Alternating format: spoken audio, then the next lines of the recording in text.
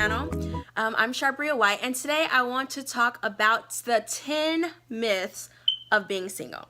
So let's just start off with the first one. Just because you're single does not mean that no one wants you, all right? First and foremost, have it ever occurred to you that God has you hidden? Like, no, seriously. Because I went through a time in my life where I was like, oh my God, nobody's like trying to talk to me. Nobody's trying to, get my number, this, that, and the other. And it's just like, have you ever considered that God is protecting you sometimes from you? Because you just can't handle the temptation. You just going to go for the first man that comes to you, just not in that mature place right now.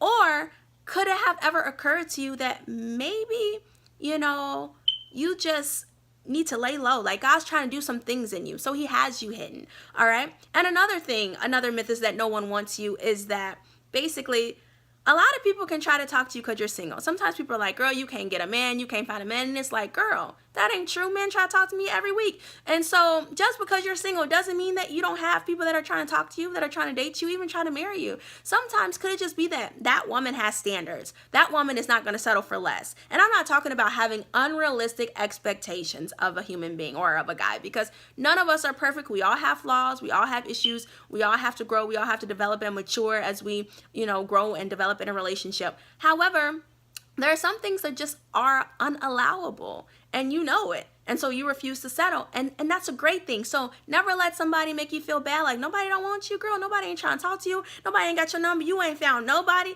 Like, don't feel bad about it. Because the truth is, maybe you're hidden. And if guys aren't trying to talk to you, and if they are, you probably just can tell that they're counterfeits, and that's okay. Don't settle for less because of the pressure of somebody talking about you ain't got a man yet. Because you can get a man and get the wrong man and be miserable and wish you never met that man. So just chill, settle down, and just let God lead your life. Let God lead you. And don't let your impatience or others around you, their impatience, because they just want you to be with somebody, cause you to be impulsive and make a wrong move, all right? So that's the first myth. So the second myth is that something is wrong with you.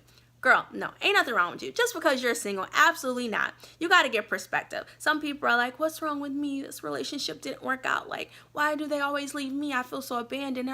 Why am I so unlovable? Why am I so unlikable? Why do these relationships keep not working out? Why do I keep meeting these crazies? Well, first of all, let me just say, let me keep it real. You do have to evaluate. Like, if you keep dealing with crazy guys or keep getting the wrong attention, like, you do have to ask yourself, what am I doing to attract these crazies? Like, seriously, you do have to ask that. And why do I keep getting in a relationship with this kind of guy? Or am I putting off the wrong impression that I'm attracting them? And sometimes it don't matter what you do, girl. If you're a valuable person, or somebody that a man would want, you're gonna attract all kind of men, crazies, all kind of stuff. So don't get so tripped up on that.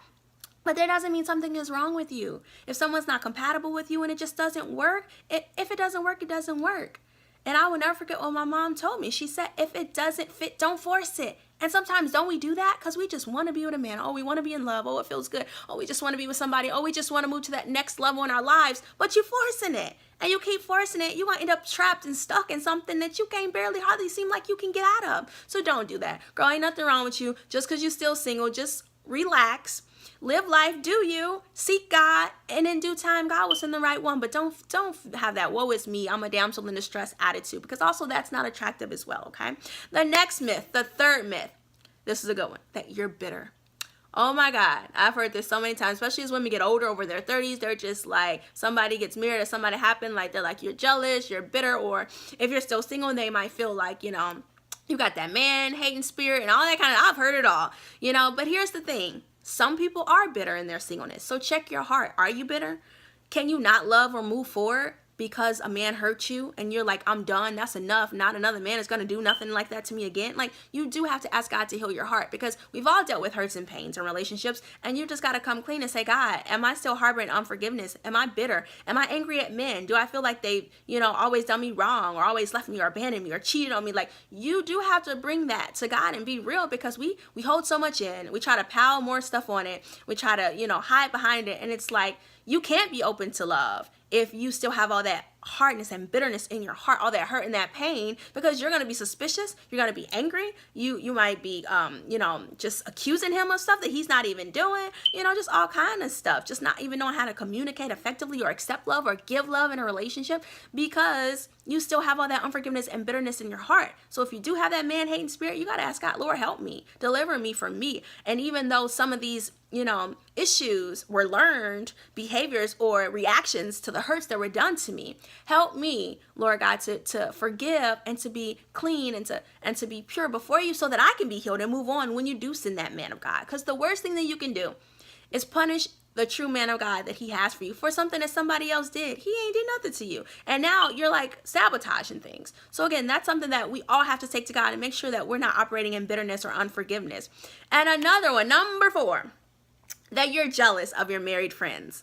Some people are haters, some people are jealous, and if that's you, you need to take that to God. Because honey, the same God that gave her a man will give you a man. But if you're jealous and envious and acting all crazy and doing stuff against her, God ain't blessing no mess now. And that's just real. Like, we have to learn how to celebrate our friends, celebrate people around us. Because when you're married or you're dating or you're courting or somebody proposes, you want them to be happy for you, right? I'm sure. You want them to celebrate with you. And the word tells us when our friends are happy or people around us are happy, be happy. When they rejoice, rejoice. When they mourn, mourn. But don't be like, why she get a man? I'm the one wanted a man. She wasn't even looking for a man, and just a random guy, and that's the one that God got for her, and he proposes. It only been like 3 months. Like, no. All that bitterness and anger, give it to God, because nobody wants to be around a bitter woman. Nobody wants to be around a jealous and envious woman. So that, if you're single, that's a myth that you always have to be jealous. You don't have to be jealous or envious of your married friends, and that doesn't mean you have to be flirtatious either, that you want every married man or single man because you're single. Those are myths. And if you are operating in some of these things, then don't be the stereotype. Like, really deal with yourself so that you don't have to be these things, all right? So, number 5, all right? God's forgotten about you. This is a good one. Because I remember when I felt like that. Like, I was like, okay, Lord, I'm getting over a certain age, okay? Like, my window of opportunity is starting to slim down. Like, God, did you forget about me? Like, I serve you. I'm faithful to you. I love you. I'm living my life for you. I could be doing all kind of other stuff, but I'm living for you. And like, God had to remind me, like Jeremiah 29:11. I say it in almost all my videos because it's true. That God knows the plans he has for your life. He's not forgotten about you. You have an expected end, like the hope and a future, the things that you desire. And God will give you the desires of your heart. But you know what? A lot of times we get attitude, we get angry, we get mad, like, God, you forgot me. And God's like, girl, I haven't forgotten you. It's just not time. Or you're not ready. Or he's not ready. Or I'm building things in you and in him. So when you get together, things are just so right. You know what? It could be so many different reasons. Everybody's story is different. But the bottom line is that God will never leave you or forsake you. It says it in his word. He cannot forget you. It's not in his nature. You're his daughter. He loves you. And he has a great plan for your life. But a lot of times we just have to trust him and love him and be content in whatever season that we're in. So that's a misconception, that because you're single or past a certain age or whatever the case may be, or a single mom, that God's forgotten about you. Not so. He hasn't. A lot of times he's testing us, our patience and our love and our dedication to him. So that's definitely not true. All right, number 6, that you can't give relationship advice. Now this one, I get it, but it's really funny. Just because you're single does not mean that you can't give any valuable advice to somebody. Because first and foremost, even if you're single, if you've been in relationships or a lot of relationships, especially past a certain age, that means you probably have a lot of experiences with men. You probably have learned a lot. Hopefully you learned. Hopefully with that time came knowledge and wisdom that you can share with younger people or people your age, some of the tidbits or some of the nuggets of truth that you learned. So don't, fall into that trap and feel, embarrassed. Now, if you're giving words like leave your husband and that, yeah, girl, please. And first of all, if you're single, absolutely, we can't give advice to a married woman about marriage because we don't know from experience, okay? So yeah, the Holy Spirit can give us wisdom and knowledge or a word to share with somebody who's married. However, we don't know from experience, so you have to be very careful with that. But to say that you have no valuable relationship advice, no, don't feel bad. Don't fall into that myth, because obviously, anybody can have an experience that can help another person, single or married. All right. So the next one, number 7, that you are lonely. Now, of course, we know in singleness, you have your lonely times, right? That's just being real. We can't try to lie, but you don't have to live a life of loneliness. So I went through a lonely season, like when I really struggled, and I was like, oh my God, God, like that's when I was in the same season of you forgot about me or whatever. But the truth is, you could be in a relationship and feel lonely if that man's not loving you right, if y'all ain't on the same page. So loneliness, it doesn't matter when you're with a person or not with a person. It's a condition of that heart.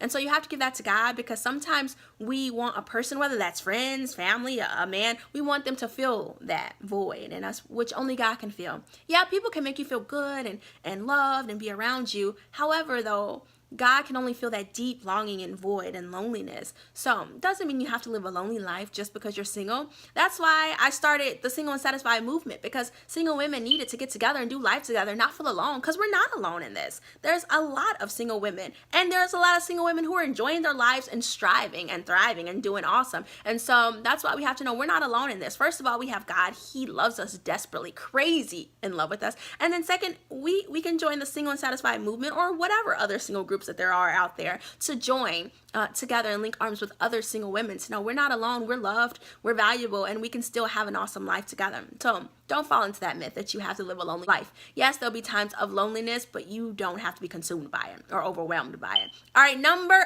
8. Now I'm getting to the nitty gritty. Here's a myth. Just because you're single doesn't mean that you have to masturbate to satisfy yourself. And some of you are like, what? What is she talking about? Like, how I'm supposed to satisfy my urges? Well, first of all, if you're living for God, no, we're supposed to live a life that's pure unto God. So if I'm masturbating, is that really living a life of sexual purity and holiness unto God? Absolutely not. If I'm pleasuring myself, no. And then first of all, it opens up the door for lust and more perversion, because if I'm satisfying myself, after a while, I'm gonna want the real thing. Okay, after a while, I'm gonna want more, and that might open up the door to pornography or actually falling into sexual sin. So I mean, if you want to be real with yourself and say it's not bad, or say it's not a sin, lie to yourself, but it's not good. You really have to give that to God and really just cold turkey stop that. And if you're struggling with that, ask God, like, hey, I'm struggling with this, I need help, I want to be pure, I don't want to have these perverted thoughts, I want to be able to please you and stay pure until marriage. Then just let them know, and God will help you. It can be a fight, but you can overcome anything with the help of God. All right, so let's go to the next one. Just because you're single doesn't mean that you have to test out the market before you get married. And what I mean by that is sexually. Like, some people are like, well, how you gonna know if he good in bed? I gotta test this out before I marry him. I gotta do this, I gotta do that. Okay, I've talked to a lot of married women who have had sex before marriage, and they regretted it. They said it changed things. They said, that they wish they would have waited. They said it complicated things, their emotions, their feelings. Just, God tells us for a reason to wait. I mean, yeah, we might think it feels good, but we open up our souls to so many things when we have premarital sex. And a lot of stuff you might not even notice until you're deep in the marriage, or you're dealing with certain issues and certain things. So stay pure, y'all.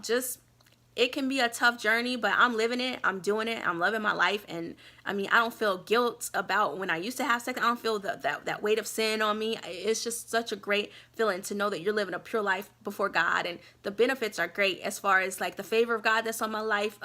Just how he's moved in my life and blessed me. I know it's because I'm living a life of righteousness before my God. And I know he's going to bless me. And honestly, it goes down to, if you're really living for God, do you really trust him? If you're really trusting him, do you think God, he created sex? Do you really think that God can't make sure that you and your husband work things out, even if things don't seem like to your benefit, or to your liking? God knows what to do. Pray about that. He know how to get that stuff worked out. And also, the problem is, some of us are just too experienced. You don't have too many partners, and you're like, man, he ain't do it like Sweet Johnny. He ain't do it like him. He ain't do it like that. And it's like, yeah, because you got too many samples, too many examples. Ask God to wash that stuff out your mind and clear your heart from all of that, because we can't do the comparison game. That's why we're not supposed to be having sex with these people before marriage, because then you are comparing people to your husband. I wouldn't want nobody comparing me to who they used to be with. Like, no, that's not what this is about.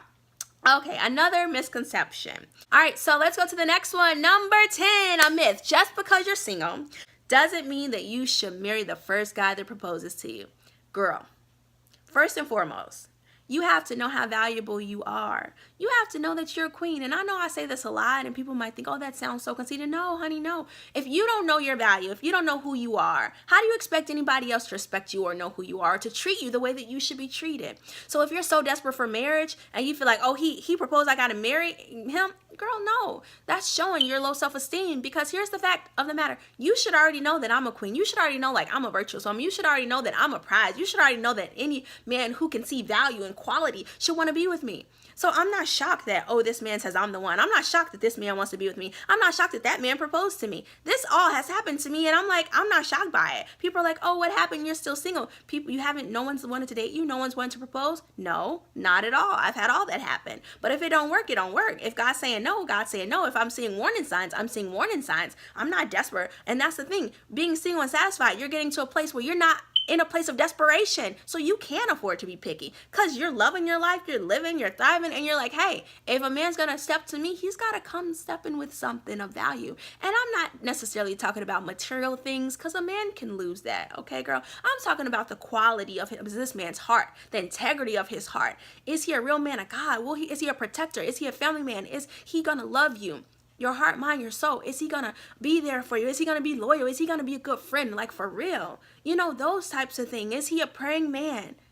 All right, those types of things is what I'm talking about. That's what I'm talking about. Not about, do he drive a Benz? Do he got this? Do he got that? Yeah, nice things are nice, let's be honest, but that stuff gets old. And if he cheating on you, cussing you out, slapping you around, honey, don't nobody care about that stuff. So again, those are my misconceptions, and I want to just go back through them again. I'm going to read them because I am not going to remember them just off the top of my head again. So number one, just because you're single, honey, doesn't mean that no one wants you. You might be hidden, all right? God might be just preserving you and hiding you from all those counterfeits. Number two, that something is wrong with you. Just because you're single, absolutely not. If it doesn't work out, it's just not a match for you. Get perspective. Doesn't mean something's wrong with you. Number three, just because you're single doesn't mean you're bitter, all right?